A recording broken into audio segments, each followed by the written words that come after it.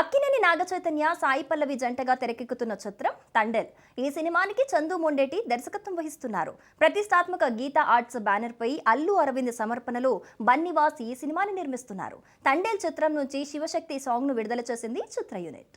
ఈ సాంగ్ లో నాగచైతన్య, సాయి పల్లవి ఇద్దరు ఒకరి కళ్ళల్లోకి ఒకరు చూసుకుంటూ శివ తాండవం చేస్తుండడం ఆకట్టుకుంటోంది. శివ పార్వతులే వచ్చి నృత్యం చేస్తున్నారనే విధంగా ఈ జంట కనిపిస్తోంది. బ్యాక్గ్రౌండ్ లో అర్ధనారీశ్వర రూపంలో శివుడి విగ్రహం, నాట్యం చేస్తున్న డాన్సర్లను మనం చూడొచ్చు.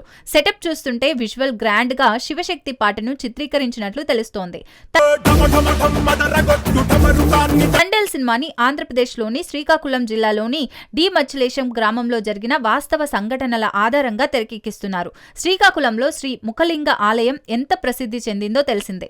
దక్షిణ కాశీగా పేరుగాంచిన ఈ దేవాలయంలో ప్రతి ఏడాది మహాశివరాత్రి ఉత్సవాలు వైభవంగా జరుగుతాయి. ఇప్పుడు ఈ సినిమాలో శివరాత్రి ఉత్సవాల్లో భాగంగానే శివశక్తి సాంగ్ వస్తుందనే టాక్ వినిపిస్తోంది.